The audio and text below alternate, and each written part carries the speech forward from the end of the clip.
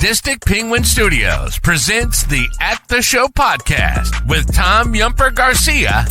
Okay, you people sit tight, hold the fort, and keep the home fires burning. And if we're not back by dawn, call the president. And Tony Chalsa Burt. I don't know this industry jargon, YP, MP, whatever, okay? All I know is that I cannot get a record contract. We cannot get a record contract unless I take these tapes. It's almost time, so grab a drink, get your popcorn ready, and join the film discussion with two guys from Chicago talking movies.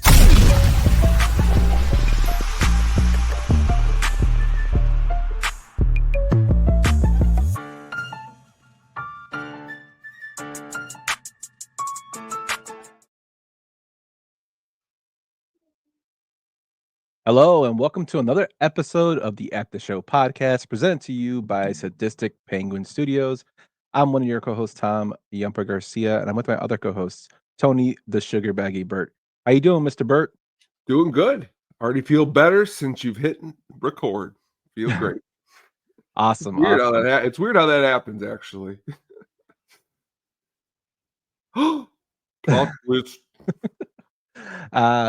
Today we got a kind of a cool show, man. And since it was St. Patrick's Day, we're going to go through the original Leprechaun films. And man, I rewatched them and Jesus Christ. Talk about a train wreck. But we're going to go into those films later on. So we'll be diving in. We'll talk a little bit about the newer ones. Not as much, but we're talking about the original ones today. But we got some big news. Our channel just turned 2 years old. That's Sadistic Penguin Studios on YouTube turned 2 years old since we started it, which I thought was pretty cool. And I mean, we're already 714 subscribers now. So chugging along, man. Chugging along. Yeah, it's been a lot of fun. In 2 years, flies by like this.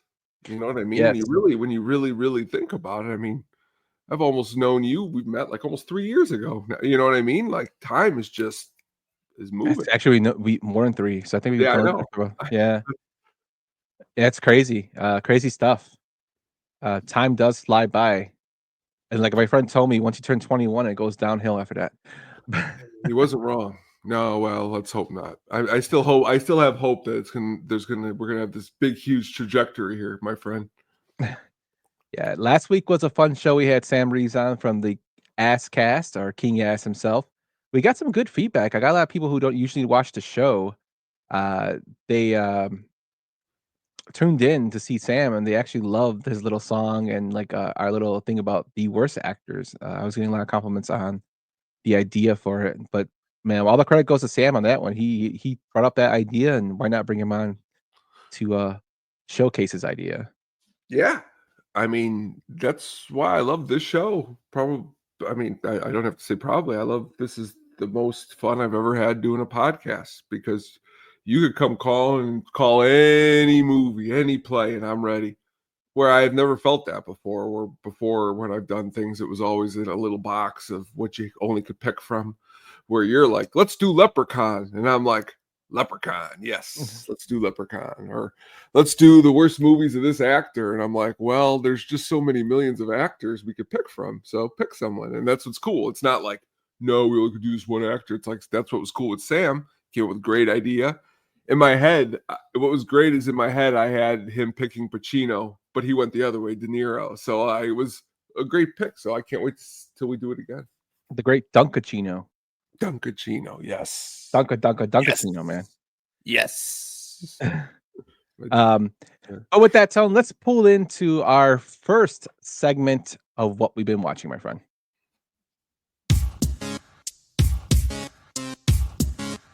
That's a me. And also, what were you just watching? So what were you watching this week, my guy? What have I been watching this week? Two things I've been watching this week is I'll start with I finished up. Well, I got one more episode. It's the final of the season 5 of Harley Quinn. But I've made it through the whole entire series, and I really like this a lot. And I'm not we've talked about it. I'm not a huge superhero guy, but I have learned so much about so many different superheroes in the DC world that I can definitely say now that I like DC, just based upon this cartoon right here. The portrayal of Alan Tudyk doing Joker is really, really amazing. Not, of course, Mark Hamill has done just a great job, and others have done a great job, but for a new take, really awesome. Lake Bell and Kaylee Kuko do the main two voices of Poison Ivy and Harley Quinn. But like Bane in this television show is kind of treated as more humorously like a joke, which is kind of funny. He's got a funny voice. The voice actors on this show have everyone from Jason Alexander to just a lot of great talent that went into putting the show together. And if you are a fan of superheroes in any type of way, I definitely suggest checking this out. It's cool because every season has like a different storyline. They go with Batman, they go with Superman, they just all the different bad guys. It's a really cool, fun trip. It's really kind of rated R too. It's not definitely not for children, I would say. There is lots of cussing. There is sexual scenes. But it's a lot of fun. Yeah, I've actually seen the first season. I really enjoyed it. With the, I'm pretty sure people have seen the clip on TikTok or YouTube Shorts of Scarecrow taking off Bruce Wayne's mask, Yeah. and then Joker being completely pissed, and then he realizes he's Bruce Wayne and asks him where his electric car is because he put a deposit on the on the electric car that was supposed to be released that year. I really enjoyed it. I just never got around to seeing the other seasons. It's kind of like everything kind of like bundled up in what I had to do and watch, so it kind of got lost in the shuffle. But I definitely do want to go back and check it out. The other seasons. I know you've been saying you've been enjoying it. I really liked the first season, and I thought it was hilarious. But I really want to see what happens in the other ones. Well, they even in like season 3 or 4 when James Gunn took over DC, he's on there as like a cartoon, and they kind of mock him even, and like it's funny because he is in charge now, but like the storylines are, I think it's the animation that really gets me, and the voice actors too, because it is just you could spend so much time. I'm a huge fan of Tony Hale. He was on Veep. He plays a character, and there's just so many different storylines going on. And I guess me not being into them as my favorite, it has been something that now I'm a little upset because this newest season is running out. So yeah, definitely check it out, especially if you're just into something, even having it on in the background. It's something fun just to kind of have on. You know what? It's kind of funny you say that because that's the way it kind of is sometimes with me with shows. Like of course, I watched Suits when it first came out, and I didn't like the way it ended.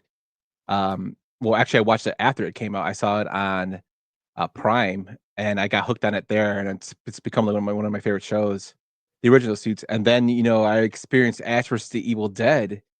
That was good. Much later than when it was released, because I didn't have Stars at the time, nor was I going to pay for Stars, and the streaming stuff wasn't available like it is now. So I decided to skip it, and then I watched it, and as everybody knows, it leaves on a big cliffhanger. Even though Bruce Campbell said it's the perfect ending, I don't think so. A lot of people have asked for him to come back, and now that he's older, it doesn't look like that's going to happen. But it's just shows like that you think, damn, I would have been kind of pissed if I'd have watched it while it was running, but once you binge it and you're like, oh, there's no more, like, what am I going to do besides restart it or try to outsource it to something else? Kind of sucks when that happens. Back when Ash versus Evil Dead came out, I was like on the hunt to try to find and watch every show that I thought was cool. So I watched that one, of course. And at the same time, I watched another show that was really good that only had a couple seasons on Stars too. It had Patrick Stewart. It was called Blunt Talk. He was like a really vulgar talk show host, which was hilarious because, seeing him play Picard and then watching him play this host, and then that being back to back with Ash versus Evil Dead, which, to be fair, I thought it was great, actually. It wasn't just good. It was really, really good. And even Katie, who at the time when she watched it, I don't think she had watched anything else, and was like, this is a good show. I like this show. So, that was a shame. But again, when I think the first couple seasons of Harley Quinn was on, there used to be just a DC channel. I think it was supposed to be all DC content.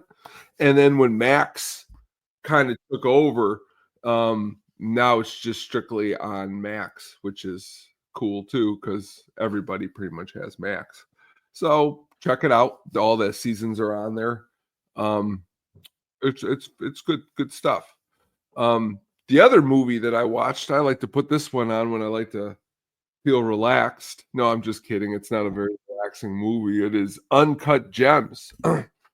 I love this movie a lot. This is probably one of my favorite movies in the last 10 years for a couple different reasons. Number one, I would go with the script. I think the script is, to me, very solid in what I would write to be an awesome script, which we'll get to the plot in a second. And second, I think I have to give props to Adam Sandler, because this isn't a movie that I like Adam Sandler in some really good serious movies like Punch Drunk Love. A lot of people knock Spanglish, but I remember watching it at college, and even with a buddy, it wasn't awful.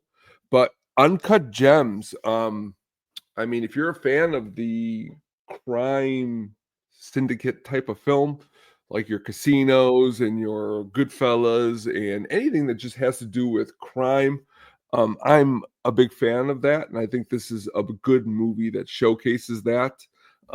Pretty much showcases a man who is on a deep dark descent into gambling. And the thing that I love the best about the movie is probably the last 5 minutes, because as another movie we've talked about on the show, The Departed. Watching this movie in the movie theater with Katie, I did not see this ending coming at all. It's a very harsh ending to the movie, but it pretty much wraps up the entire point, I think, of what the film is trying to portray. If it's been a long time since you've seen the movie, watch it. But if you haven't, watch it again, because there's always something you can find in this movie. And not only the performance of Sandler, but I'm a really big fan of an actor named Eric Bogosian. He's been in actually an Oliver Stone movie called Talk Radio in the late 80s. He's been in some other things that I've watched that is really good. He plays a good role in this movie. I just like this movie a lot. You ever see Uncut Gems? Yeah, I did. It's probably Sandler's best performance, I think, in any role. I want to ask you, since he was pining really, really hard for an Oscar nomination, and people feel he was gypped. And I went while you were talking and looked up the Oscar nominations that year for leading actor.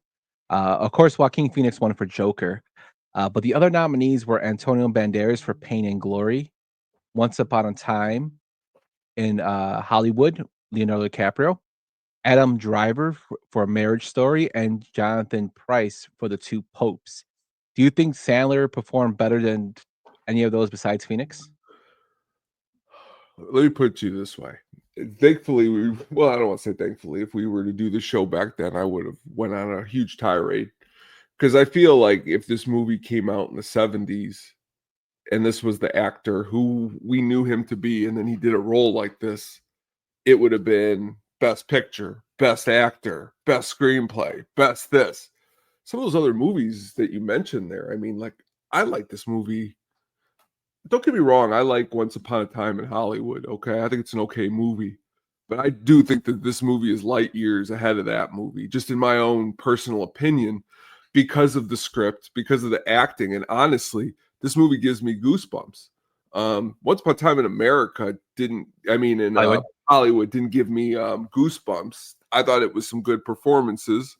I also thought it was long at times, and there's some other things in there. But this movie, because again, it rests on Sandler.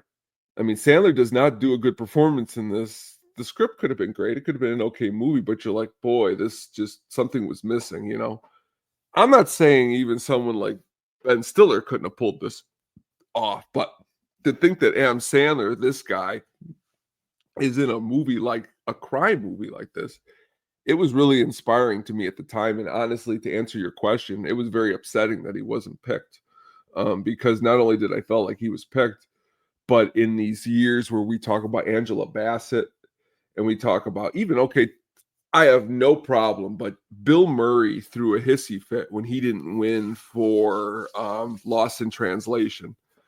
And I think Lost in Translation is not even in the same video store as this movie. So, like, again, that's just my opinion, though, on it. I think Lost in Translation was a good film. Bill Murray's got another movie that he came out with a couple years later. What about Bob? St. Vincent. Yeah, where he was nominated for some Oscars, and he did actually, I thought, a better job in that movie, because what you're looking for Bill Murray is he was quirky. I mean, like, you're looking for Bill Murray not to be Bill Murray. This is not Adam Sandler. That's what you look for these performances, which, you know, we're going to get to in some of your movies here in a second. You look for performances where the actor is playing not the type that you would think he would play. And I think that, you know, but Bill Murray did a good job in the movie. I just think, again, when is a comedian, like, you know what I mean? Like, there's been flip-flops. Like, Leslie Nielsen was a totally serious actor until he was in Airplane, which was a total humorous movie that changed his whole career trajectory in a different direction.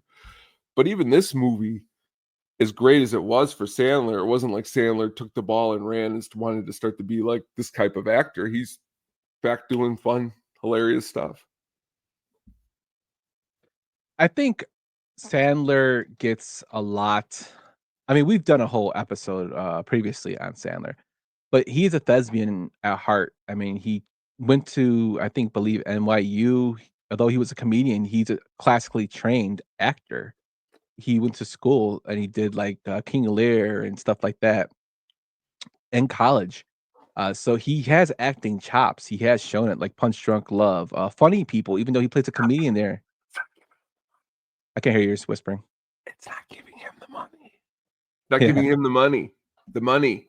Yeah. The money. He's all for the money. Netflix deals. I mean, when you look at his Well, to be honest with you, I think he just, at this point in his career, he's like, yeah, sure, I'll take the money, but he does like those roles. Well, like the output on Netflix, those Jennifer Aniston, like, he does a lot of bad work. So, like, definitely. I agree with what you're saying, but I mean, if we went through De Niro's bad movies, I think Sandler would have more bad movies than De Niro, just because Sandler hasn't had as many. Oh yeah, definitely. I mean, but what's the problem with the thespian. When you go to someone like these actors in Mississippi Burning, they haven't made those type of choices, and they're thespian actors too. So that's I don't know. I mean, we'll go to that in a minute. But in terms of Sandler, I think Sandler, he is a good actor, and that's what kind of gets overshadowed, that he is in so many bad movies. People forget that. I mean, if you want to think of comedians that showcased their talent in terms of acting, one off the top of my head right away is Robin Williams.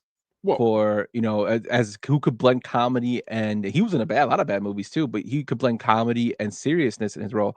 Another person that doesn't get talked a lot about, who couldn't even get a SAG card, who's in a bunch of like comedy movies, he's known for comedy, is Rodney Dangerfield. But his role in Natural Born Killers was a disgusting role, and he played it to perfection.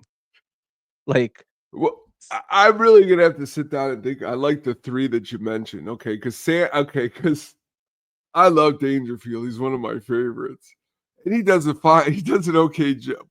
I'll say he does an okay job in Natural Born Killers. But just I'm saying, just the fact that he plays something totally different than what he usually plays. Robin Williams, don't you think, though, I mean, I love Sandler and I love him in this role, but don't you think Williams is even a step above Sandler? Oh, well, yeah, definitely. Williams is probably one of the best comedic actors of all time. Before I get what you're saying, they all do a performance that is against prototype of what you're usually seeing them do.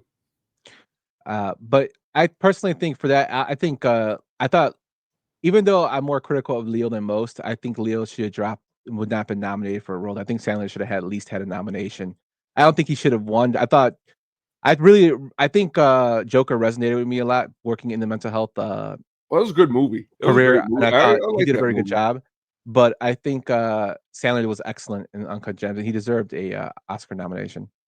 Yeah, I don't want to take anything away from the Joker or he because he Queen, because he did a good job. But I just thought at the very least we didn't. I love. Trust me, I could talk about Jonathan Pryce and some good movies, but Two Popes, we could have left him out too.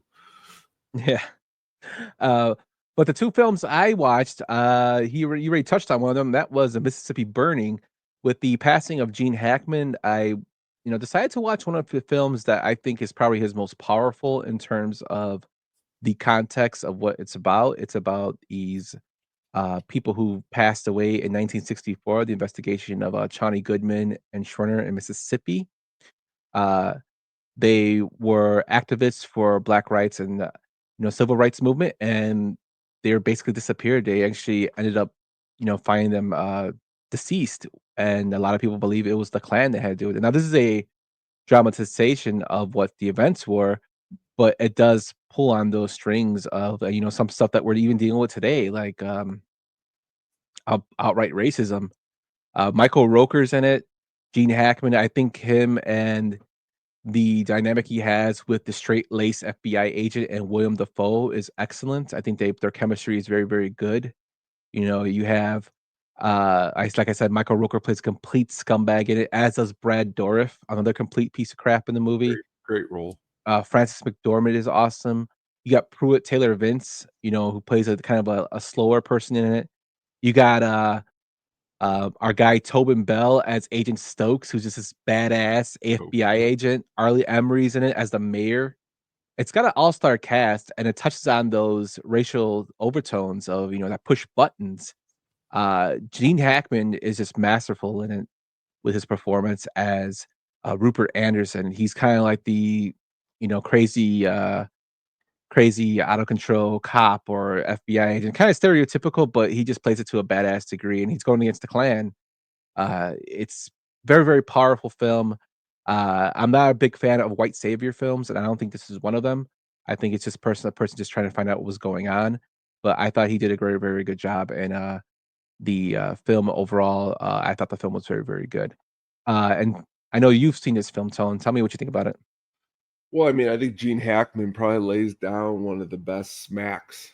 I think we've talked about this before in film history. I mean, I had to rewind it 3 times because it was loud. Like in my stereo, it was like boom, and Defoe took it. Like Defoe didn't fall over, and he kept.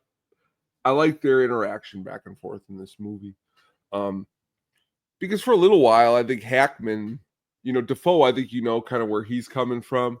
Hackman, it takes a little while for the movie to go to really kind of understand Hackman's point of view and where he's coming from. And that's kind of, and then I'm a big fan of scumbag characters. And you just listed, Rooker's scumbag character, great. Dorif's scumbag character, great. Just really good performances all around. A movie I didn't see till later.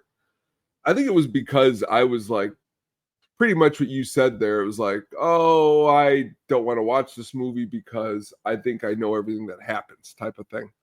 Where the truth of the matter is I really didn't know anything that happened, and that just shows, how silly I was, because the performances of everyone in this movie are great. Yeah, and I know it got a lot of backlash because of the events that they felt like, again, the events were a little more artistic, and I can see that. I understand that, but in terms of just the context of the film, I really, really enjoyed it. And speaking of, you mentioned like clunkers. I mean, Gene Hackman was in Heartbreakers, and that movie was horrible. So, well, I still have it in a box upstairs. For some unknown godly reason, my mother would watch that movie over and over and over again. She's like, Tony, will you watch this with me? And I was like, no, and I never did. So maybe one day I'll watch it and I'll give you my review. It's got Ray Liotta in it. Yeah, but it doesn't mean anything. Well, to be fair, again, are you really going to compare Heartbreakers to Going Overboard? You ever sit through that? Oh, yeah, I've seen it plenty of times. That's not a good movie at all by any stretch or means, or neither is pretty much anything after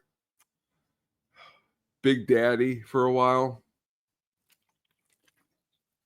We'll talk about it later. Let's talk about your next movie. Yeah. So, and then while I was working, I decided to pop on a. Yes, I agree. The most amazing performance in Mississippi Burning is by Judd Diochola. Very, very good performance. Uh, but the next film I actually was able to watch during work, well, not during work, while I have it on with a background noise, is The Mummy. And I caught myself looking at this film more and more. You know, while I was working, I would take a second from looking at my script or code, and then I would look at the movie at certain parts because I was like, what is you know, I used to like this movie a lot, the Brendan Fraser Mummy with Rachel Weisz, and me and my brother used to laugh at Benny. I used to have clips of this in my streams for when I used to stream video games on Twitch. Your strength gives me strength, and the me and my son still do that, which he laughs at. My buddy Johnny and I still do that, which he laughs at. But the CGI in this did not age very, very well. It's very, very bad. Overall story still pretty good, and I still cracked up at certain parts, but in terms of the CGI, man, does it look bad. What do you think of The Mummy, Tony? I remember going to see it opening night, and the theater was so packed that we like try to sit on the floor. And then the ushers came in and were like, "You got to leave. We'll give you your money back, and you're gonna have to come back to another showing." So then we tried to go to like another theater in another town, and then that didn't work. So we had to wait till the next night to go see it. I thought it was for what it was. It was fun. Arnold Vosloo, I mean, where's his Oscar for this movie? You know what I mean? In my opinion, he does a great, great, great job. Mm-hmm. Brendan Fraser does a good job, as you talked about. Benny, great job.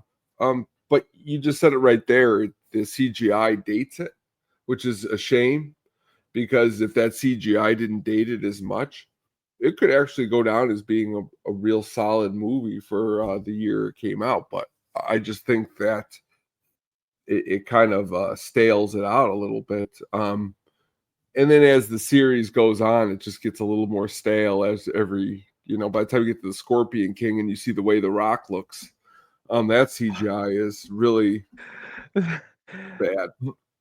It's funny because the Scorpion King, my buddy Mario in high school used to always say the "cock to ha to," where he says that line. He Mm-hmm. said that he goes, "I went to go see the Scorpion King because The Rock was in it." That's what he always tell me. And he's like, he was only in it for like 2 minutes, bro, and he was in horrible CGI at the end. And it's just funny because he's like, The Rock's a big actor. This is when, of course, The Rock wasn't a big actor yet. He's like, The Rock's a big actor. He's in The Mummy Returns, and he's in CGI. It's just, and then I saw the film and I'm like, wow, this is really bad. And then the third one is even worse. They replaced Rachel Weisz with another woman, another actress, Oh yeah, that's and right. I forgot about the third one, even with Jet yeah, Li. Oh man. yeah. But I like this one. It kind of got Brendan Fraser kind of on that superstar trajectory, and then he kind of fell off, and he found redemption by winning an Oscar for Whale, which I really, really liked. And even those films made a lot of money. Like the third one made it 405 million on a Yeah, $100 million budget. It was Maria Bello that replaced Rachel Weisz. that is Uh, true. Yes. but the Mummy will always have some significance for me. I went to go see it in the theater twice. My mom took me, my brother, and me and my friend one time. Both time, the other time to go see it. So I always liked it. I'll watch it. It's just that the CGI just did not age very well. Not at all. But that's what we watched this week. Let's know what you watched over at the At the Show podcast on X or whatever it's called this week. Or let us know on Facebook at Statistical Studios or in the YouTube comments.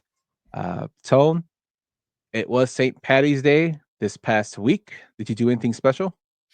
Nothing more than just make steak tacos, which has nothing to do with St. Patrick's Day. But, to me, you always could eat some good steak tacos.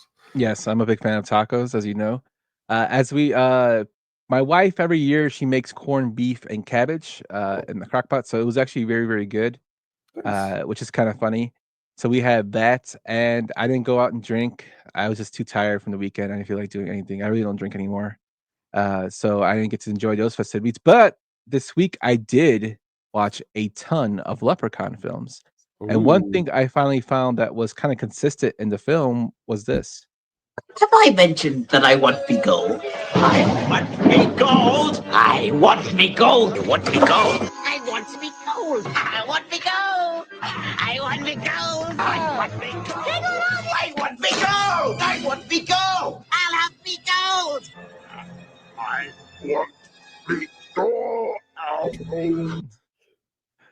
Sam says he finds Leprechaun to be culturally, what is it? Culturally appropriation. It's offensive. Well, I'm sorry, Sam. I could have did the Mike Myers. I'm a leprechaun for you. But yeah, I watched all 6 films. I even looked over a little bit of the other 2. I know this is something like we want to try out and see since it is a holiday, to some, and a drinking day to others. We should get into these films, my man. So why don't you get into the first one with me? Let's do it. What are you? What do I look like, me lad? See that? The buckles on me shoes? Why, I'm a leprechaun. A shoemaker by trade. And speaking of shoes, yours could use a shine. But first, have you seen a crock of gold lying around? Tell me, or I'll bite your ear off and I'll make a boot out of it. 1993's Leprechaun, directed by Mark Jones, who also directed Rumpelstiltskin, a classic, Scorn, and Quiet Kill. The film stars Warwick Davis as a leprechaun, Jennifer Aniston in her first film ever, Ken Aldent, Mark Holton, Shay Duffin, and Robert Hy Gorman. The movie had a budget of $900K and a box office of $8.5 million. This film, I remember seeing commercials for it as a kid, and it looked fucking amazing. Just the clips, where they had him when they show his like socks with the gold and like the little door opening. Not the picture you see there.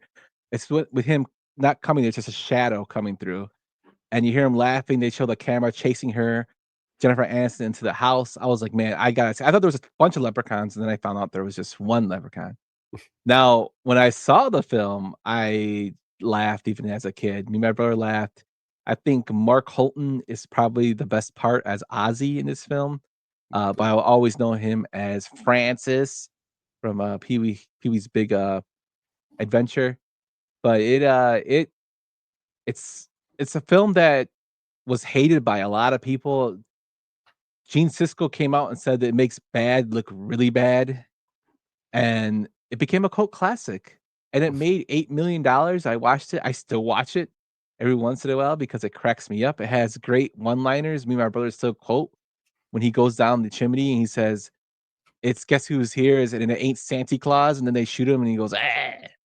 Or the fact he eats Lucky Charms. The fact he's obsessed with shoes. They just throw shoes at him to keep him distracted. It's he feels up Jennifer Aniston's legs and goes, "Oh yeah, oh yeah." It's just like it's the stupid like craziness of it, and the fact that Mark Holton's character swallows his gold coin. This is just ridiculous. I love this film. I think it's hilarious. Tone, what do you think about it? Pretty much everything that you said, along with just the facts of the ridiculousness of the plot. You getting to see Jennifer Aniston in her first role. When it first came out, I think I rented this one right when it first came out, because again, this is right around the time of Child's Play. So I'm into creepy, and this is gonna be creepy, but it's not like it's funny, more, even when I saw it the first time. Whereas even the first Child's Play, it did creep me out the first time I saw it. When this didn't really creep me out. It was more of where's me gold? And you're like, okay, this is funny. It's a Gremlins. It's funny, creepy, I guess you could call it. But the performance of Warwick Davis, I mean, I think we got a recurring theme tonight is where was his Oscar for Leprechaun? You know what I mean? To be able to demand gold and not receive it. It's just really a shame that the Academy decided to ignore such grandeur. The fact he demanded gold and not receive it. Yeah, he demanded an Oscar gold. The crazy thing I've seen from this, and when I was doing some research on this, is the actor Deep Roy, who you might know from Charlie and the Chocolate Factory. He plays the Oompa Loompas, all of them actually. He's also from Star Wars, The Empire Strikes Back. He's actually the character Yoda. He's the person in the suit. Very, very like he's also in Eastbound and Down. He plays Aaron when they're in Mexico. Oh yes. Have you ever seen that? He's a they talk about the chicken, the fighting rooster. Yes. He's hilarious, but he was a stand-in for Warwick Davis in stunt because Warwick Davis had some issues with his lungs, so he stepped in for him in the suit to perform the stunt. And just little stuff I found, like this movie grossed $15 million in VHS sales and DVD Oh yeah. sales. Big Due to, VHS. yeah, due to, of course, Jennifer Aniston. And of course, she was, instead of having Warwick Davis on it, she was like the cover of the film. The fact when she runs the part where she runs away when he's chasing her in the wheelchair, she had to go in slow motion because he could barely catch up because the chair was too big for him, which I thought was hilarious. And that's why that scene is like sped up, I guess, when he's chasing her. Yes, that's a Uh, good thing. Yeah. so, but this came into Mark Jones's mind in 1985 about a leprechaun, and then he started filming it in 91 and then got released in 93. So I mean, good for him. It became a staple for Halloween. Warwick Davis is probably one of his biggest roles, if not his biggest role, besides Willow, is this film. It got him paid. So it's just crazy how this film just completely, blew up into what we're gonna go to in the next other films that are going down. Uh, Jennifer Aniston, like, what a first film to even pick to decide to do, which I thought was hilarious. Your first film is a Leprechaun film, and the actors obviously didn't make a lot of money in this. Another stunt double that later appeared in this film, in the second film that we're going to talk about, was Tony Cox, who you might remember from uh, Bad Santa, and also from Friday as I forget his name. Oh my goodness, I can't think of his name right now, but he's in Friday as well. He's the guy who chases Bernie Mac out of the Mr. Parker. He chases Bernie Mac out of the house. Calls him the goddamn devil. But he's also a stunt double for Warwick Davis as well, which I think was kind of funny. That you have Deep Roy, who has his own career, and you have Tony Cox, who's more comedic and has his own career, filling in for Warwick Davis to perform stunts. This film is just ridiculous, man. I always know when I'm out because like I'm about to say something funny and you always react and you just like start like going like by yourself and I look up, I'm like, shoot, I'm gone. I gotta get back. What I was about to tell you, what I was about to start laughing at was the guy at the beginning, the old gentleman, the one who loses. That whole thing is great. Mr. O'Grady? Yes, Mr. O'Grady. The whole Shay Duffin, his name is. Just the way it all starts is why I think this movie ends up being kind of cool because it starts gold. Just the way it takes place on the farm too. I like the locale of it. Because you're thinking a movie about leprechauns is maybe not going to take place in some like old dusty farm, but it does. I like that too. Also, it says the clover patch on set was planted and illuminated with green light. And the crew had to glue an extra leaf onto a 4-leaf clover for effect. What, you telling me 4-leaf clovers don't exist? I thought they did. You just gotta believe. That's what Ozzy said.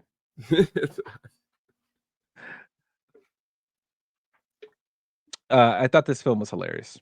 It's great. I mean, it's great, and it's always great around this time of year. If I wish I could take a running.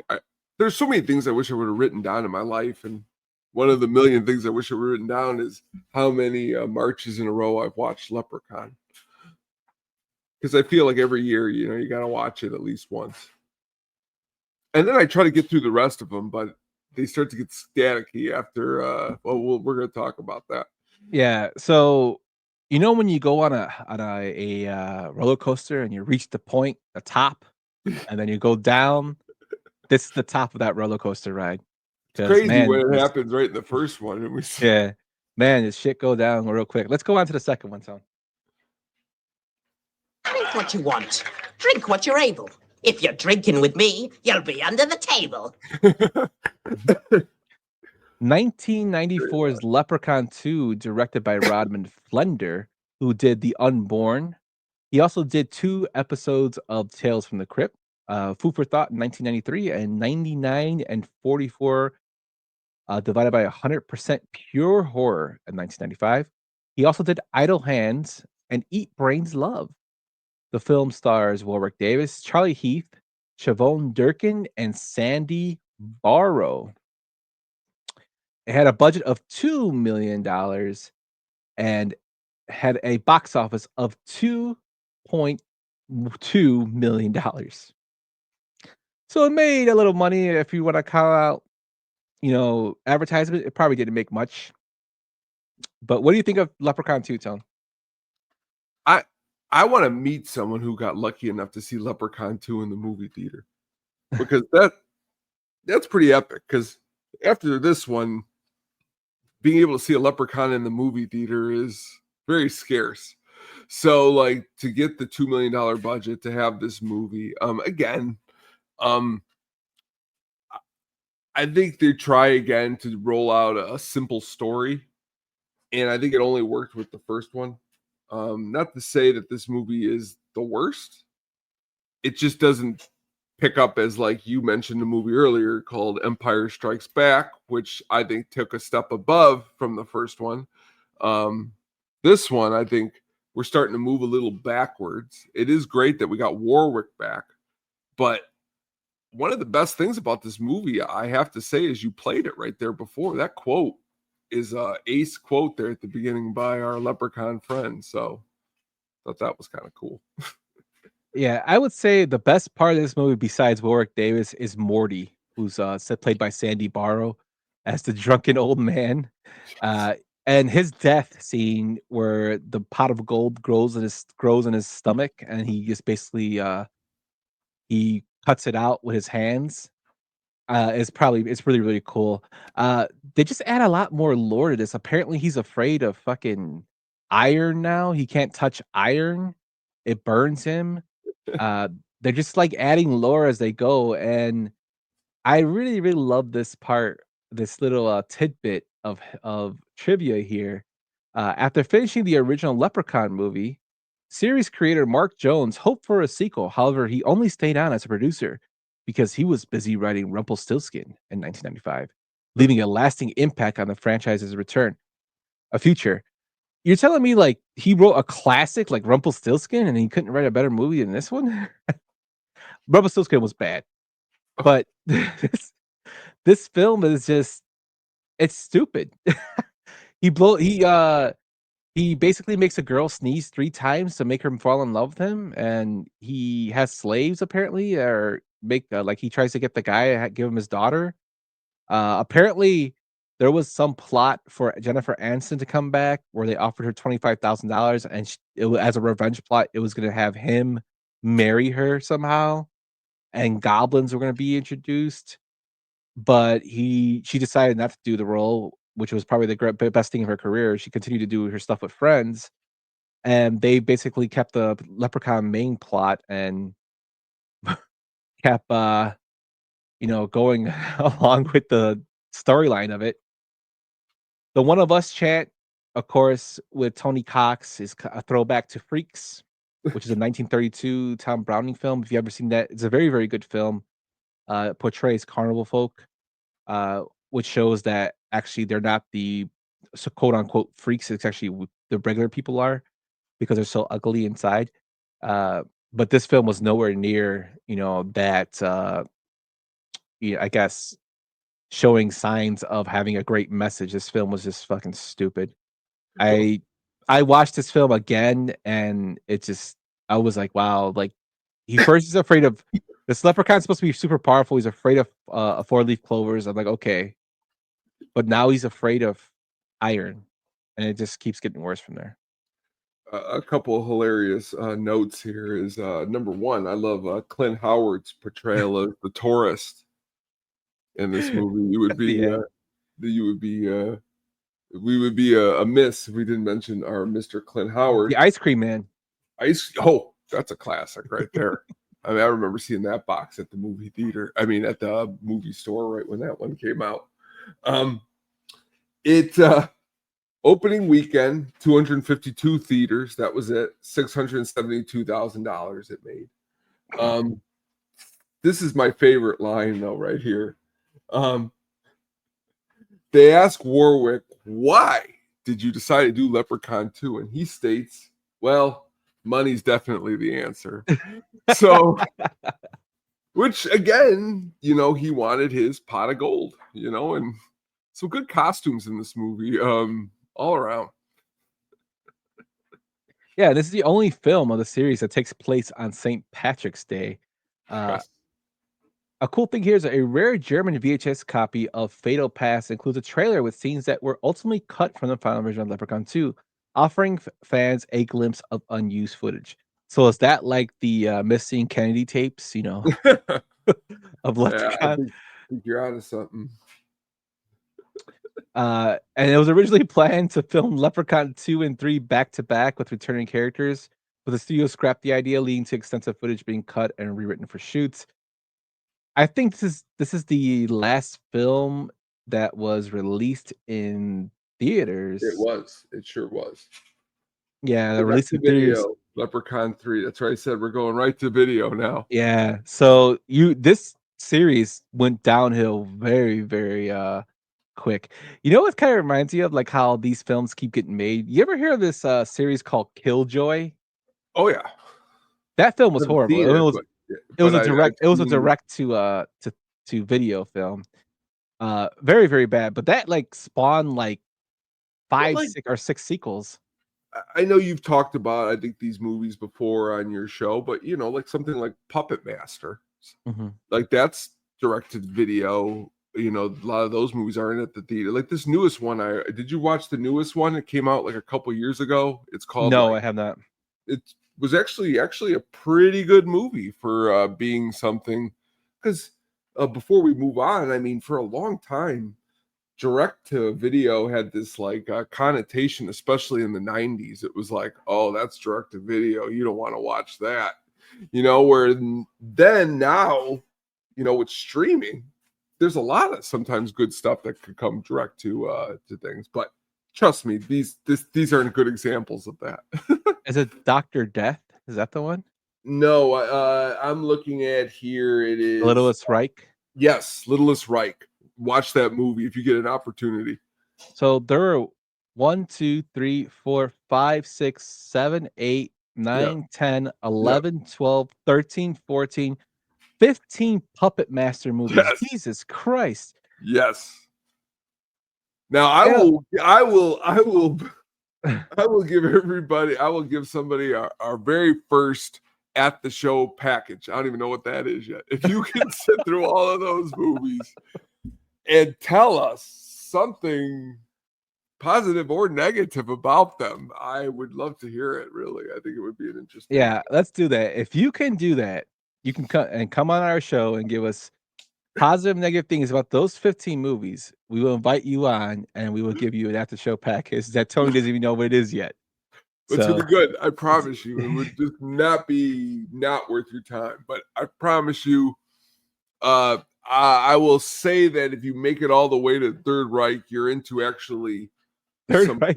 You're made it into some the Littlest Reich, man, not the Third Reich. Littlest Reich, which is pretty much what it is like they've released like crazy German puppets too to interact with the other puppets, and it just gets really insane. It's crazy, man. This series is, but that's it. You know, there's another series, Doll Man. These were all series that were released right to video back then. So now we're into Leprechaun 3, and you're saying to yourself, it's 1995. This is prime, but this is what's weird. This had a $1.2 million budget. So someone spent that amount of money and still released it straight to video. Kind of unique. Yeah, I mean, Let's just listen to the clip. There was an old man of Madras whose balls were made of fine brass. So in stormy weather, they both clanged together, and sparks flew out of his ass. Leprechaun 3 was released in 1995, and it was directed by Brian Treacher Smith, who did Drive Hard, Stunt Rock, Death Cheaters, The Love Epidemic, and one of my favorite movie titles, Tyrannosaurus Azteca. The film stars Warwick Davis, John Gattens, Lee Armstrong, John DeMita, Michael Callan, and it was filmed in 14 days, Tone. The next films that we're going to have, the Leprechauns 3 through 6, they do not have a budget, a box office, and most of the budgets were around 1 and 1.5 million. So that's what you're going to probably assume. I'm not going to give no box offices from. But again, this film, Tone, ridiculous premise about now we have a special wishing coin, apparently, that appears out there. And this wishing coin can only grant you one wish, which he apparently, a guy gets winning a casino, a lady becomes younger, another guy wants to sleep with somebody. And then the show magician wants to be the best magician at the show in Las Vegas. This is another reason for them to come to Las Vegas, I guess, to have the Leprechaun there. Then the part where he bites you and you turn into a fucking leprechaun. In Leprechaun 1, the dad gets bitten by him. Remember, they think it's a bobcat that bites him? Yes. Why didn't he turn into a leprechaun? I don't know. It's just ridiculous how stupid like the series is just going. It was filmed non-union to save money, and my God, they really need to save money for this film because it was horrible. The part where the girl blows up, none of the scenes in here look particularly good in terms of the kills. Even, you know what I mean? Like, did you like any of the kills in this film? No, not necessarily. But that's okay. Warwick Davis claims that this is his favorite of the series. He states he thinks it tapped into the potential of bringing a comedic element to it all. That was really a lot of good humor out of it, is from Warwick's perspective. Second, did you know we got an Oscar-nominated person in this movie? Yep. Did you know Mr. John Gaddens? We've talked about a movie he was nominated for writing a script, Flight, with Denzel Washington. He wrote the script to Flight, and he was nominated for Best Original Screenplay. So you're saying to yourself, all right, here, we got a great Oscar-nominated writer here. We're going to have him in the future. And we got Warwick Davis. You know, we've already talked about he should be winning the Oscar for his portrayal of it. Let's go straight to video.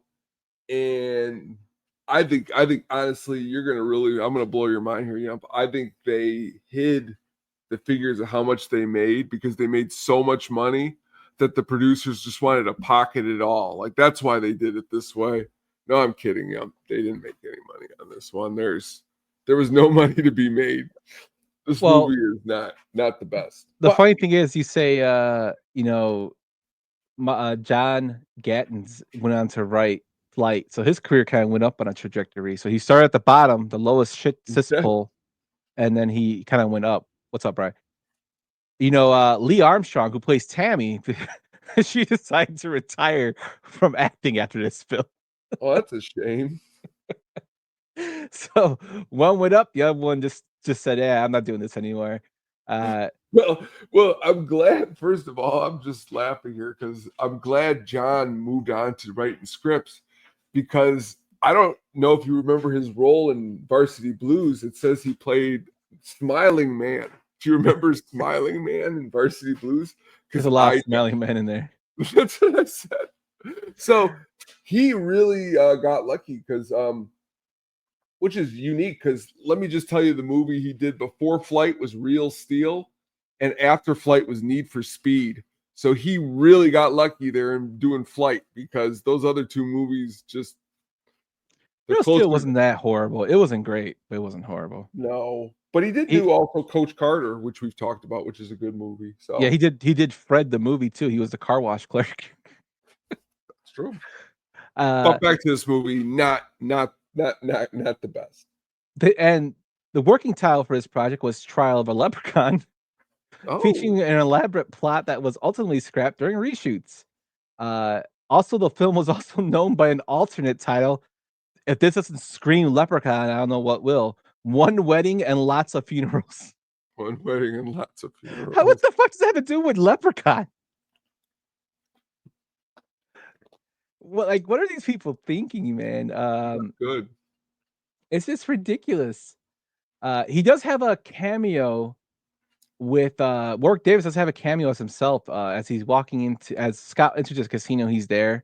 The Leprechaun also meets an Elvis impersonator, which he apparently lets live. I guess he gets along with Elvis. I have no idea. But this one, I don't know, man. We're going down that steep hill, man. It just keeps getting worse and worse, and there's not much more I can say about this one, Tone. Not good. Performances are lacking, and as bad as this one is, the next one is like a real steep drop off. Yeah, and for the next film, I actually have a video clip of it because you have to see how ridiculous this film is. Oh my god! But you show for those listening on audio, Tony just showed the picture of the woman with the big lips. It looks so bad, man. And she blows up. Her ass gets really big and she explodes. I remember my mom was watching this and my mom was like, how stupid. Yeah, the kills aren't even good in this film. But let's get into the next one with this great clip. I'm huge. I'm magnificent. Go. Okay. All right. Big is good. That scene right there just kind of tells you how great this film's gonna be. I can't understand where you would ever need to be shirtless with blood. Like if you've never seen this movie and you're only watching our show for the first time and you see him and he's got his shirt off, he's got blood, and he's telling her, he's like, run, we got this. And what's his name's just like feeling his legs. He's like, I'm big. You'd say, what is going on here? Leprechaun 4 in Space was released in 1996. Brian Treacher Smith came back to direct this film. It was starring Warwick Davis, Rebecca Carlton, Brent Jasmer, Jessica Collins, Guy Sinner, and Miguel A. Nunez. Tell us about this film. I'm just laughing because that scene just, oh my god. I've been duped multiple times in space. At this in space type of model. Real quick before I go into this, I'll never forget some buddies of mine, even before this, rented this movie called Critters 4 in Space. Oh my lord, it was one of the worst movies I've ever seen. The ship that they were on was about as big as like somebody's kitchen. It was just the stupidest plot. Jason is Space. I've tried so many times to watch that movie. I just cannot. Jason X. I cannot, and I love cheesy. There's something about it. And then now here we are, Leprechaun 4 in Space.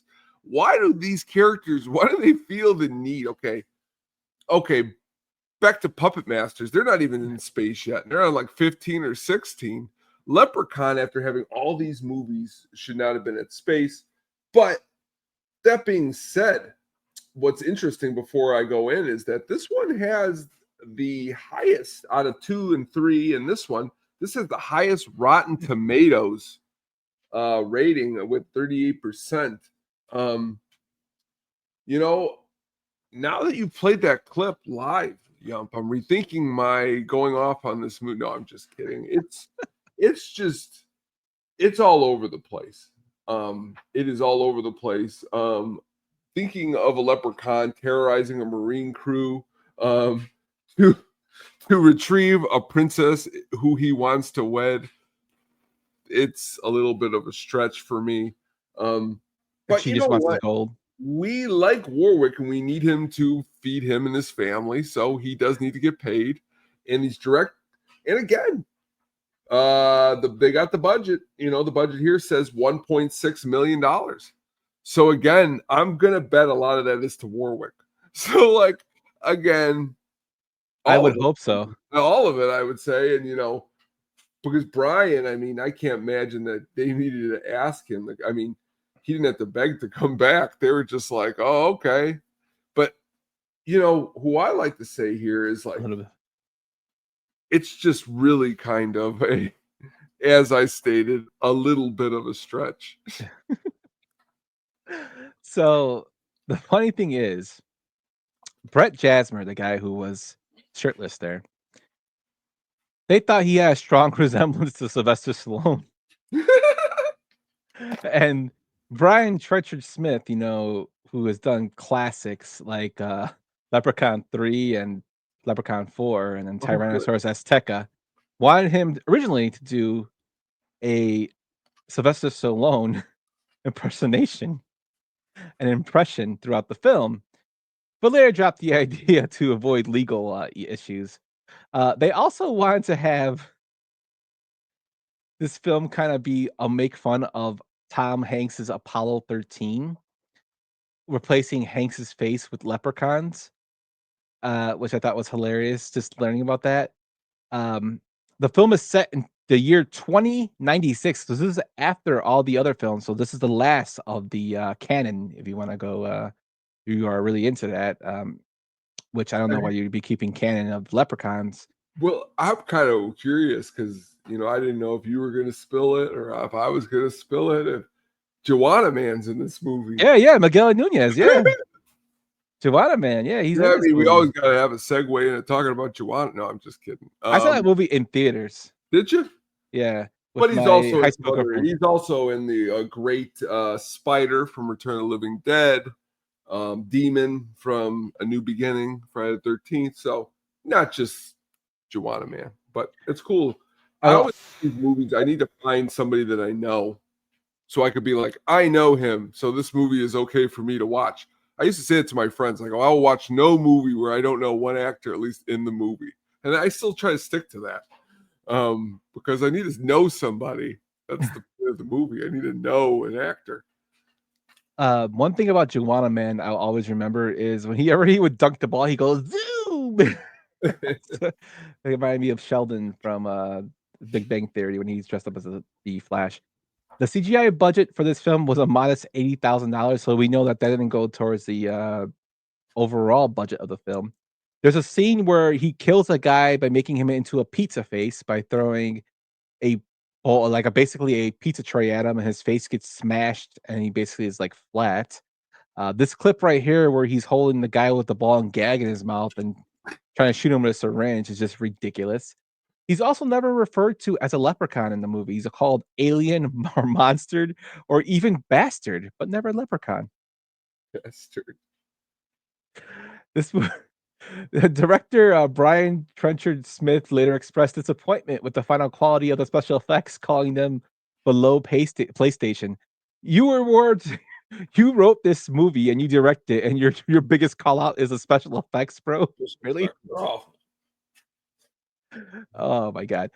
And for those who are listening audioly, the clip I showed is basically him as a big leprechaun. He's grown in size, and the first thing he does is feel his legs to see that they're big, and then he looks at his pants to look at his genitalia and says, yes, bigger is better. Which is when me and my brother saw the scene, we're like, what the hell? We're like, what is going on? This film is completely like, it's one day if we could ever own a movie theater, if we could just start all these movies at 7 p.m. and see how long everyone can last, because they're so ridiculous that you got to watch them at least once. I got to say that it's definitely a treat, in not a good way or a good way. It depends on how you look at it. Leprechaun. I like that band name. Oh my god! Writing. Also, yeah, I forgot. So he wields a lightsaber in this film. That is true. He sure which does. Which is supposedly a nod to Warwick Davis being Wicked in the Return of the Jedi as one of the Ewoks. But the Leprechaun has a lightsaber in this film. This film is just so bad, bro. I watched it today and I was just like, what the hell was I thinking when I watched this film as a kid? And then the next one. Let's just get into the next one here, Tom. Let me play the clip for this one. Smoke a joint. Yeah. Curious aroma.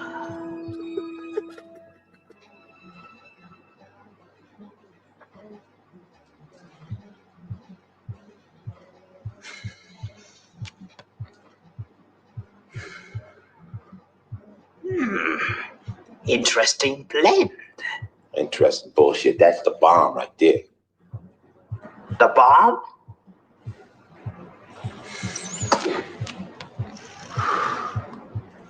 Ah, the bomb. Nothing gets you, gas for a movie than Leprechaun smoking a joint. Leprechaun 5, Leprechaun in the Hood, was released in 2000. It's directed by Rob Spira, who also did The Sweet Life, Call Girl, and Midnight Temptations. So he's a softcore porn director. It also stars Warwick Davis, Ice-T, Anthony Montgomery, Rashawn Nall, Red Grant, and Lobo Sebastian. Tell him, do you have a budget on this one? I think it was like 1.5 or something like that. 1.4 million. Okay, thank you. So 1.4 million. Again, I don't know how much money this movie made, but I will say this: you could take it from here, Tone. But this film was briefly halted when Warwick Davis experienced chronic flatulence. Oh wow! That's one of the trivia points of this film. Interesting. So, Tone, tell me about Leprechaun in the Hood. Well, first of all, you didn't know this. Warwick Davis was nominated for Video Business Video Premiere Award for Best Actor in a Direct-to-Video release for this movie. So he did take home the gold. He finally got his gold. I was talking about it. That was nuts because it was honestly, I know, I remember we didn't know each other, but I bet you were staying up all night thinking about that. But let's go back to the original of all of this. And to be fair, when this movie came out, I'm looking here at the year 2000. This is I'm running into the last couple months of my senior year of high school. And I remember very, very, very, very, very strongly, a buddy of mine had rented this, and we were all going to watch it. And now I know if I was to watch it like for the first time now, I would have sat through and made it through the whole thing. We didn't make it through the whole thing back then, because first of all, I'm going to be really honest with you. Like the things that we weren't kids who were smoking or doing anything like that back then. So like even him doing that didn't come to later till I was really like, that is actually hilarious that's what he was doing. And like when I was old enough to really understand what was going on, like back then it was more of like, what is Leprechaun smoking? This is stupid. I mean, I'd much rather watch, I guess. And then I'm watching, a movie that has someone doing drugs. And I'm like, this is a lot cooler because, it's actually a real person. I don't want to watch a leprechaun. But Ice-T does a fine job in this movie, as fine as he can do in a movie about a leprechaun.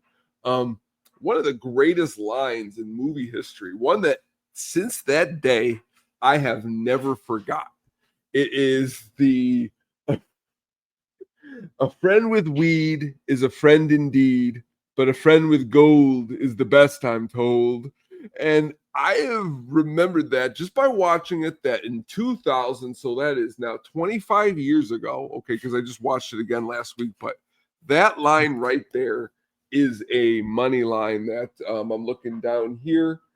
Just to be fair, I know you're going to be really blown by this. 2 guys wrote this screenplay. 4 people wrote the story. Me and you, I know you have no interest in probably writing something, but even with you with no interest, we can write something better than this. And we haven't even planned on doing any of this, which good for these guys. Good for, well, actually, Doug Hall is one of the story guys, so I'll take one of them away. So 5 people it took to write this story, but that's okay. It's a great story. But the music, I think we could dig into that a little bit. I like the music in this movie. It's the only good thing about it. But again, I'm an Ice-T guy. We could do a whole breakdown on Surviving the Game. We could do a breakdown on Trespass. We could do a breakdown on some really good. And honestly, I'm a huge Law and Order guy. I watched it last night. Ice-T. But Warwick, I think, is stretching it here as far as this might be a little too much for him. Okay. So this is for Brian. In the year 2000, this film was made. Oh man, we got some breaking news here. George Foreman has passed away at the age of 76. Oh, that's sad. So rest in peace, George. I'll always remember you for the George Foreman grill. I had my first hamburger on a George Foreman grill in college. Thank you. Yes, as well as the Mining King commercials. Yes, and the Sega Game Gear game where you ate burgers in between rounds after you were fighting people. No, that sucks. I liked him as his commentary on fights. But back to this horrible film. I wanted to read this to you because everything you just said about how ridiculous this film is and how bad it is. Director Brian Trenchard Smith, who directed Leprechaun 3 and 4, pitched a version of the fifth film where the Leprechaun would infiltrate the White House as political satire of the Clinton era. But Trimark turned it down as it being too out there. What the that was too out there, but Leprechaun in space and Leprechaun being brought back with a necklace and smoking pot with Ice-T wasn't out there. What the hell were they thinking? It really makes you think. I mean, they weren't thinking, but it really, really, really, really, really makes you think. Most of the consolidation on this movie is it's real dumb but entertaining. There's simply nothing to recommend here, even a little. Somebody said. That was from the E Film Critic. He gave it a 1 out of 5.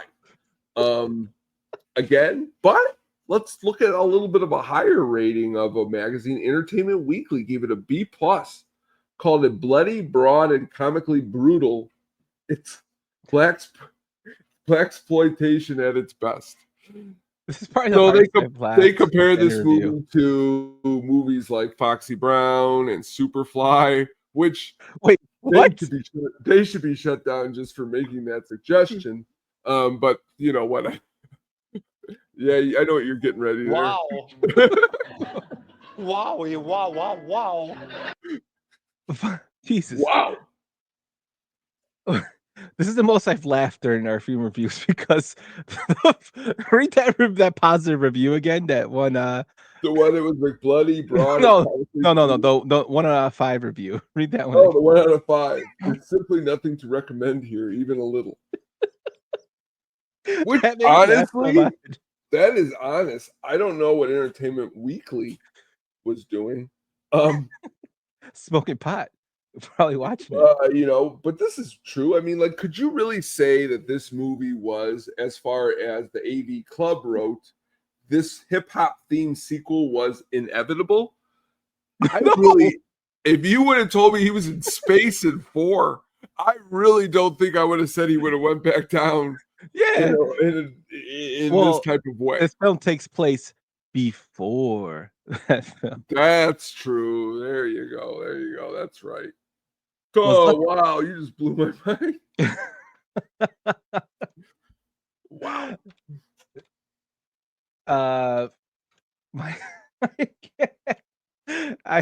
I cannot stop laughing. The fact that person said there's nothing even great about it.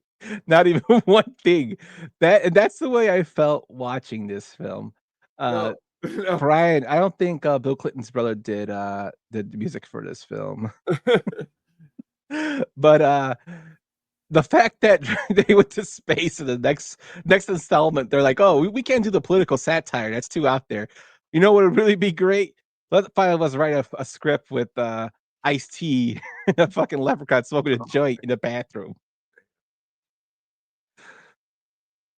And it was Pumpkinhead. Okay. Uh, the cherry on the, I guess, the top of the sundae is the fact that the guy who directed this was a soft porn director too. Oh, I would say definitely But- literal cherry on top for this one. Yeah, this movie, but there is one thing that stands out about this film. So, I can't wait. I can't wait to hear. It's the only film where the leprechaun is not killed. And interesting. Wins. Very interesting. Very, very, very interesting. In the original series, that is. E! Online ranked it 8th in their top 10 hilarious stoner movies countdown. It's not even funny. It's more funny listening to these reviews than it is anything. And because I still keep thinking about there's nothing good about this film. Because to be fair, when you're sitting down, I can't imagine, like, even when we rented it, we were looking for scary. We were looking for horror. We were looking for something. We were not looking for comedy. And this sure is. Now I think what has happened is it was so bad that they're like unintentionally funny, that they're like, yeah, you did a comedy, you like it? It's funny, right? But it's supposed to thought originally scary. But so just remember, there's simply nothing to recommend here, not even a little. So they thought this film was so great to decide to go with this. What the fuck are you? A little early for Halloween, ain't we? They have me gold. Oh, it's your gold. Of course, you're a leprechaun. So we'll just hand it over to you. I'd appreciate it. Why don't you go home to your mama? What you say about me, mother? That was the best line I could find from this second movie. Leprechaun 6 Back to the Hood was released in 2003. It's directed by Stephen Iromolui, who did My Girlfriend's Back and The Fence. It stars Warwick Davis, Tangi Miller, Laz Alonso, Paige Kennedy, and Sherry Jackson. This is the last film in the Leprechaun series to feature Warwick Davis. Tell me what you think about this one. Okay, let's get some of these reviews. Entertainment Weekly states that it's the worst movie sequels ever. Article writing, if a movie could spark a race riot, this is it. I don't know what that means. That's a huge thing. That's I don't know. So that's what Entertainment Weekly said. Warwick Davis, though, again, returns to a movie that is just god awful. I mean, honestly, when you're breaking, and this is where I was worried. It was like, how can you distir like poop from crap and crap from shit and shit? You know what I mean? Like, this is literally, I think, the worst of the 6. I think Space is almost kind of closer to like the movie Apollo 13 with Tom Hanks, like as far as quality compared to this movie. This movie has like this. I want to talk to the director of the last one because to see what he thought of this one. Because again, we didn't need to go back to the hood for the second time. And let's be honest, first time we went to the hood, we got Coolio. We got Ice-T. Now we get Laz Alonso, which is fine. I mean, his performance is okay. He is in Constantine. He's in Constantine, so we'll give him some credit. But again, this just isn't working for me. I don't like the overall presentation. Again, why? You go back to the first one we talked about. We go back to, old man. I forgot his name again at the beginning. Grady. Yes. Look where we've come from that. We've come from Irish accents and Ireland, and you get the Cloverfield. You get all this stuff. To now, he's back in the hood a second time. And you made an interesting statement, and I'm going to leave it with this, and I'm going to throw it back to you. We only had one movie where he was actually in Ireland, but we got 2 movies where he's in the hood. Make it make sense. Make it make sense. So I've laughed so hard during these reviews because the reviews that you're reading online are just cracking me up. This is the only film in the franchise where we see a leprechaun's bare feet. That's one of the trivia that we get here. Oh, man. The movie features a unique box of endless gold that, when emptied and closed, miraculously fills with more gold. So there's that in this film. They made him look darker. I think by the time, in terms of his outfit, making him have like claws and longer hair, they try to give him like a change to his appearance. But I think at this time, Warwick Davis was completely tired of doing the Leprechaun character, and he just decided, the hell with it. I am not going to do this. I'm just going to mail it in, collect my check, because I'm back in the hood, baby. I'm back in the hood. Oh, my God. This movie is horrible. And I mean, I usually don't shit on movies that bad, but this one is bad. The movie Tommy Wiseau's The Room is an Oscar winner compared to this film. You're not wrong about that. This movie is really, really bad. Bella! It's oh my God.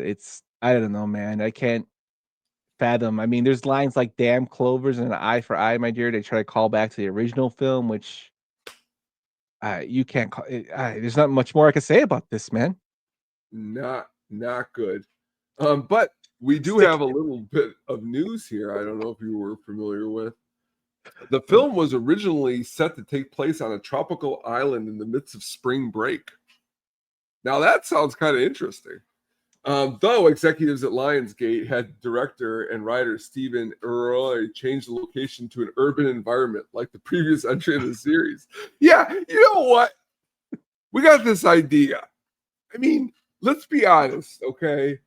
Even Police Academy was like, all right, we're going to take this to the beach because, we're on like 5 or 6. They couldn't even do that right. They're like, you know what? We're going to just go back to the hood again. They could have went to Moscow. Yes.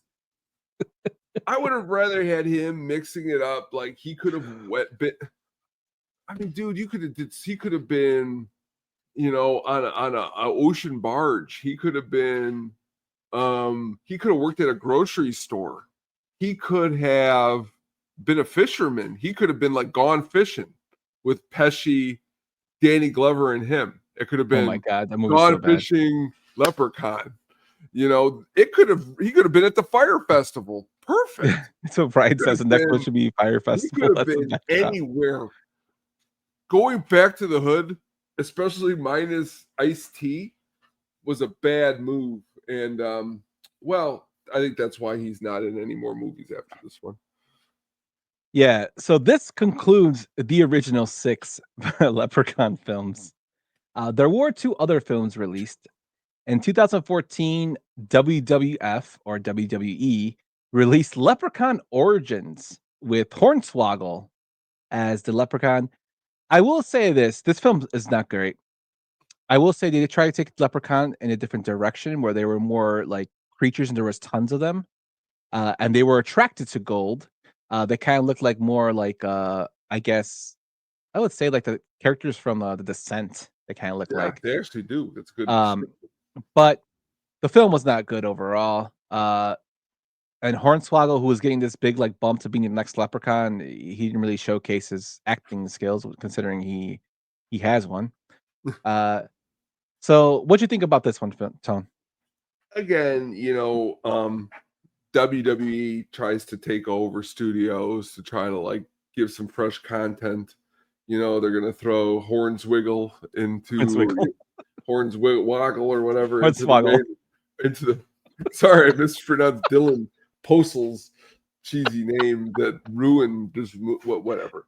Again, on demand, video on demand. He didn't ruin franchise, Tone. This franchise was ruined. No, he did. It wasn't going back to the hood. It wasn't being in space. It was Hornswiggle. No, you're right. This movie, if anything, honestly, it like took the car and literally just moved it that way in the right direction. It didn't move. It just moved it possibly in a good, like, facing in the right direction. I'm a little disappointed because I think if they would have ran with the original concept of the original one with Hornswiggle, they could have quote unquote been back into something that could have been more of a success. I think they could have too. I think they could have revamped it. Because going this route is great and all, but what you're trying to do is get people back to the series. And I think what this did was like, now we're getting weird. Like, Back to the Hood was stupid. Now this is weird. Some people could think it's weird and stupid if you look deep enough, you know? So it's like, oh, we had it. And I don't know what happened here, you know? Here we go. Here, this is what it says. This is from the IGN, Pan the Film. Slasher movies of this ilk come with a certain expectation of quality, but even the cheapest, most shoddy productions can manage some thrills, kills, and laughs with memorable characters and a cohesive plot when skilled filmmakers are at the helm. Leprechaun Origins unfortunately offers none of these things. So, if you're looking for memorable characters, cohesive plot, skilled filmmakers at the helm, thrills, kills, laughs, unfortunately, look elsewhere, because this movie has none of them. But yeah, you never know. I mean, I will say this: the way it looks is kind of cool. That's it. That's why I said they had something, but something went again. You know, back. Let's go back here. Here we go. We only got one writer this time, but nope, does not pay off at all. Well, I mean, what'd you really expect from WWE Studios, who released classics like No Holds Barred and Slam and what was the other one? Kane's See No Evil. I mean, no, I make this. Oh, go on. Go on. No, go ahead. I was going to make the suggestion to you because this gentleman who directed this movie, he's actually got a movie I'm curious to check out this May of another horror film series. I believe it's going to be the 7th in the entry. He's going to be directing the new Final Destination. So I'm going to be curious. And the trailer that I've seen for that looks pretty solid. Do like those movies for their cheesy quality. But I'm not going to sit here and say, I'm excited to see his work from this be put into that. It's more of like, okay, well, maybe he's going to get back on the good track. Yeah. Yeah, I don't know, man. There's another film that was released in 2018 called Leprechaun Returns. And I believe this one kind of scraps all the other ones. I guess kind of is a straight sequel to the 1993 film. And he looks pretty horrible as he does in the picture I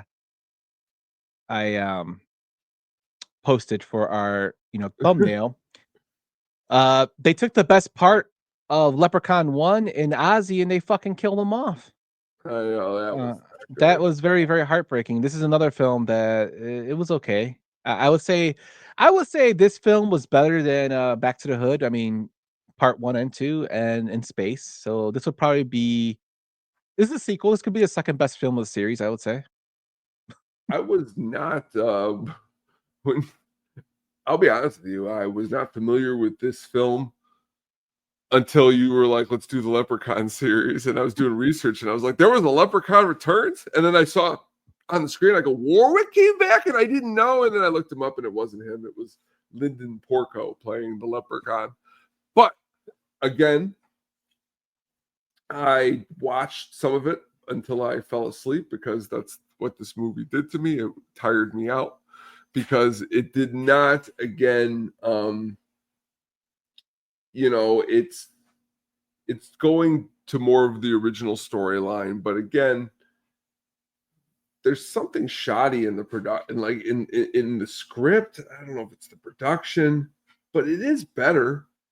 But again, I think a lot of it is like, let's really be honest with one another here. When you got just Jennifer Aniston, and then you're moving down to someone named, maybe Taylor Spreetler may become Jennifer Aniston one day. We don't know. But this movie didn't give me those vibes, so we'll have to wait and see. So, Tone. Thank you. I always thought I would lost connection again. No. It's me. So there is this film this is a fan-made film, and I'm going to show you something. I'll show you a little something here. This is at the show exclusive on YouTube. Nice. This film is called Leprechaun versus Wishmaster.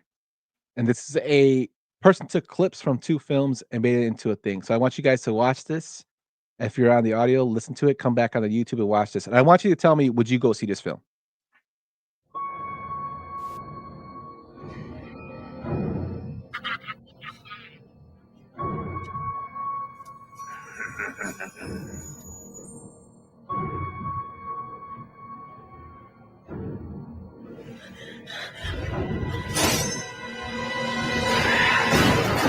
Power to power. You've much to learn. Taller or shorter. I'll make you burn.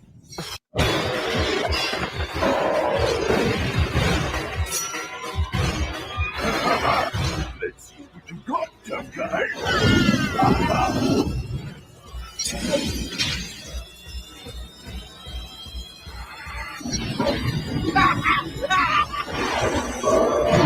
Leprechaun versus Wishmaster. You won the battle. The war goes on. You can't hurt me. You're all out of wishes.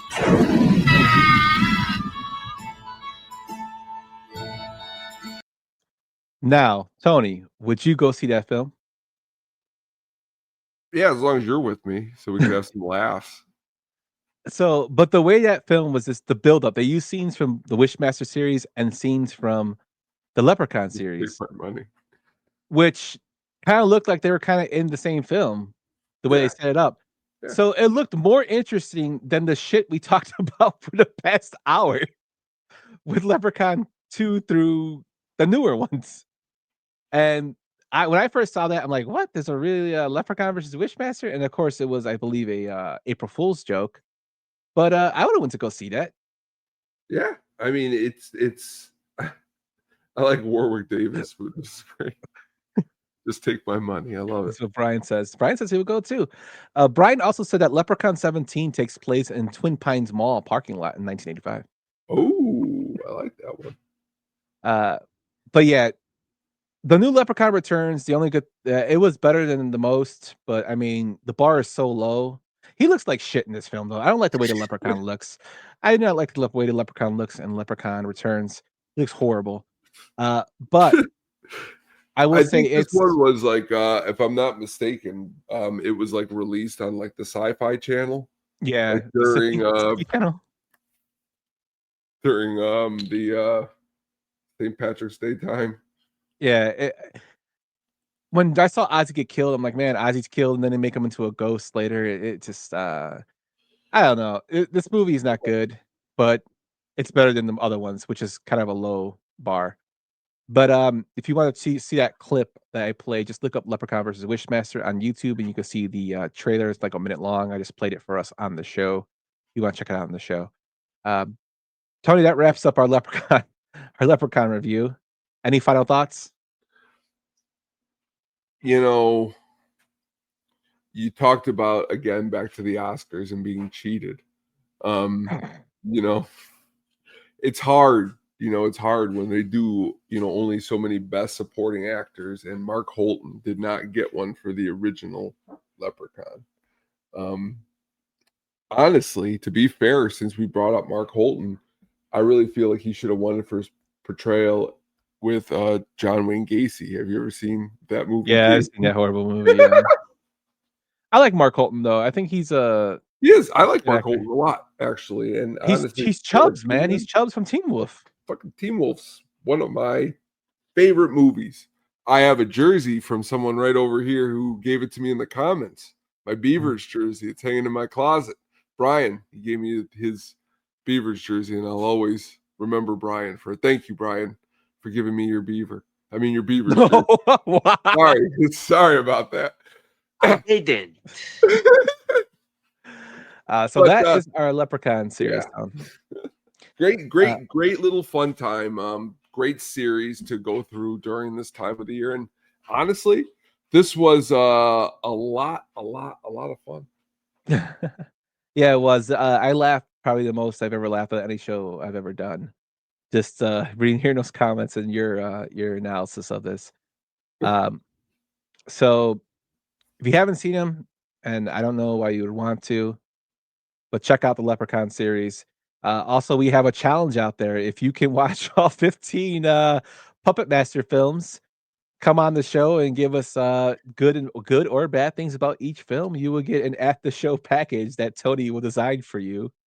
It's something good. Believe me, Tony does come up with some good stuff. So, and we'll showcase you on the show. So let us know. Hit us up on the DMs and the Twitters or on the Blue Sky has messages now or on the Blue Sky. Do they? Cool. Yeah. Before we get into the Sugar Baggy soundtrack pick of the week, I just want to say thank you everyone for listening. I also want to dedicate this episode because I know he would really appreciate it to my buddy Mark. He was an older guy who caught on to listening to our show. He's one of my Masonic brothers. He saw that I was posting this on Facebook and he actually would watch our show and talk to me about it, which was kind of funny because he's an older guy. He's 71. He passed away recently, so gonna miss him. And I know he would have loved to listen to this episode because he was really into bad movies. So this is right up his alley. So I hate to end it on a somber note there, but this is for Mark. Appreciate it and gonna miss you, buddy. But Tone, do you want to get into your Sugar Baggy soundtrack pick of the week, my friend? Let's do it.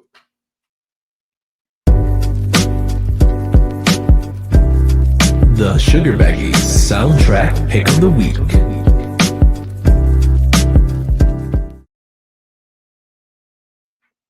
All right, tonight we are going for a little bit of a different soundtrack because generally every soundtrack I've picked has been a conglomerate of a bunch of artists that mixed together to come up with, the songs for the soundtrack. In this regard, for the movie She's the One, Tom Petty used this as a new album. So the She's the One soundtrack is considered a Tom Petty album as a whole because Tom Petty does all the songs on the soundtrack. It was released back when the movie first was released, which was back in 1996. It is a Tom Petty album that honestly kind of gets lost a little bit in the fold because there isn't some of those big hits that you're familiar with Tom with. It is actually a very hugely introspective record. Tom at the time was dealing with a lot of personal trauma, dealing with addiction and other different things. And in the songs, especially lead off track Walls, which is pretty much the only song that he played a lot live after the release of the album, which also has Lindsey Buckingham on background vocals on it, kind of shows a little bit more of a vulnerable side of Tom Petty and the Heartbreakers, which was different for the time for them. But again, a soundtrack that is deep in nature. There is 15 songs on it, which is really, really a lot of songs for a soundtrack, and they're all from one band. But the movie itself isn't memorable. But the soundtrack itself is it's hugely important for a lot of different reasons, because I think an artist of Tom Petty's stature at the time, he didn't need to do a soundtrack for a movie at all, let alone a movie like She's the One, a movie that might not be remembered forever as like something, or maybe that's not even what he was thinking about. He was just asked and did it for a friend. But the interesting thing is that it really also shows some different things for the band too. It was the first time that he was able to work with a new drummer, Steve Ferroni, who took the place of original Heartbreakers drummer Stan Lynch. There were also some of the songs that were a part of this soundtrack that were originally on the Wildflowers intended to be album. But again, it is the only album to again not have what would be known as an official drummer, which is unique for Tom Petty because he always on every other release had an official drummer in the band. Rick Rubin, who's been talked about a lot, has produced the album, and it's just a really good, deep Tom Petty piece of work. So if you have not listened to it, check it out. Yeah, I am definitely going to have to check this out. I never heard of the movie. Yeah, To the be honest movie with you. is honestly, I couldn't really honestly, to even be fair, I need to watch the movie too because I couldn't tell you anything about the movie either. And listening to the soundtrack this week and doing research, I have to tell myself that there's got to be something to the movie. If it's because most of these situations, like where an artist will do the full soundtrack like this, they're going to show him some of the movie before he's going to put the songs together because it needs to match up. So I'll check it out.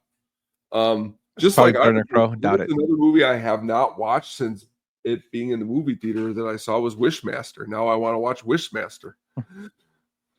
Yeah, it's got the guy from Small Toy Soldiers in there, the bad guy. Heck yeah. This film I have not seen. I am a huge fan of Tom Petty. I actually have his greatest hits on vinyl. He is one of the biggest regrets for me not to have seen live. Well, I wish I could take you back to, I think it was 2000 and 2001 at Tinley Park. I would have picked you up. Yeah, I wish I would have went to that. They opened up the show with Running Down the Dream. I'll never forget it. It was awesome. Yeah, but again, it's one of those things that you never really know.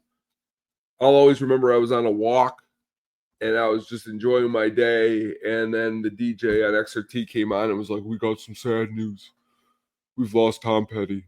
And I was like, "What? No, there's just so much more." And then, that's how it is. Yeah, I'd look at it this way. I mean, I didn't get to see him, but I did get to see the last two original members of the Doors perform. That's cool. Robbie Krieger and Ray Manzarek. That would be awesome. Even you get to see Ray Manzarek play is awesome. Yeah. But one of my I guess things I probably never could. Maybe I'll see him when we're at the pearly gates. But Tom Petty's awesome. I do love his Super Bowl performance with the Heartbreakers. That was good. I really enjoy that. And that doesn't get talked about a lot, but I really great on King of the Hill. Yes, he is. He's what also do you think great about him in The Postman? Yeah, that's what I was about to tell you. He's in The Postman. He's like, "Weren't you famous?" He's like, "I was at one time. Not as famous as you, man." But yeah, Tom Petty's the man. I definitely will check out this album. I don't know if I'll watch the movie though, but I will check out the album. Good pick though, Tone. I love how you find these rare gems to find.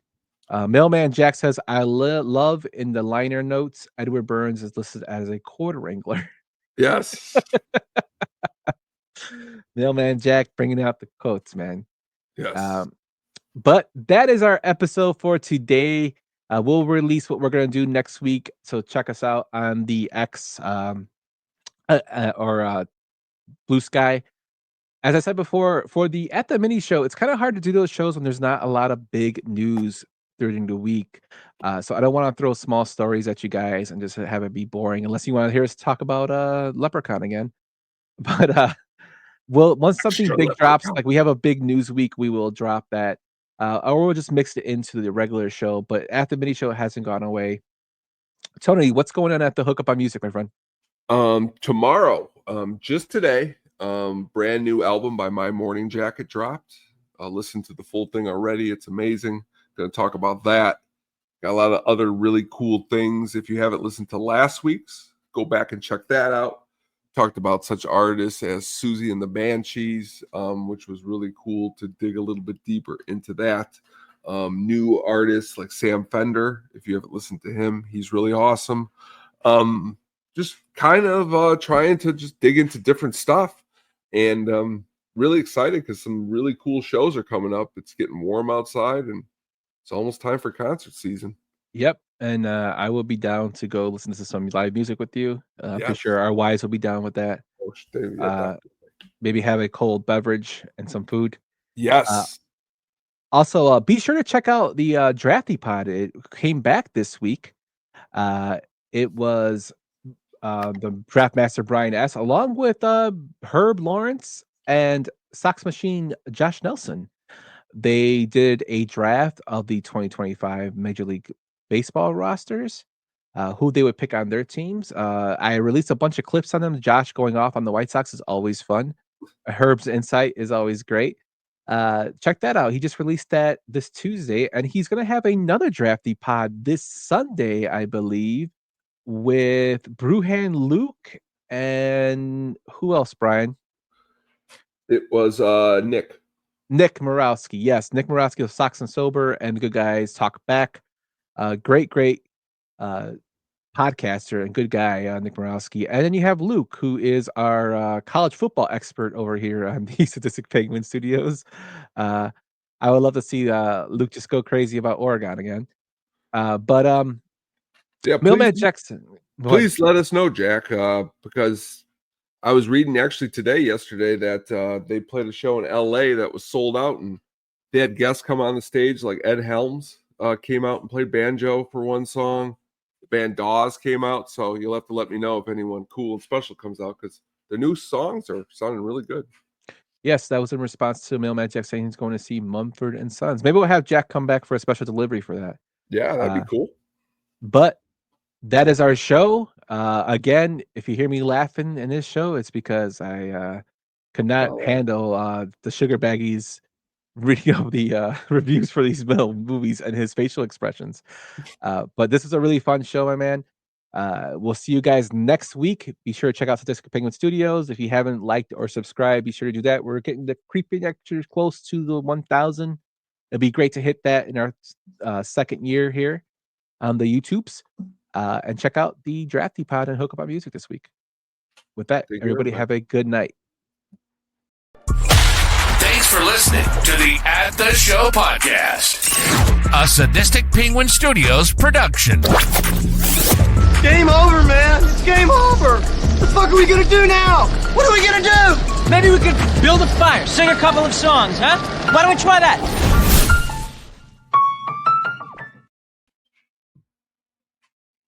Like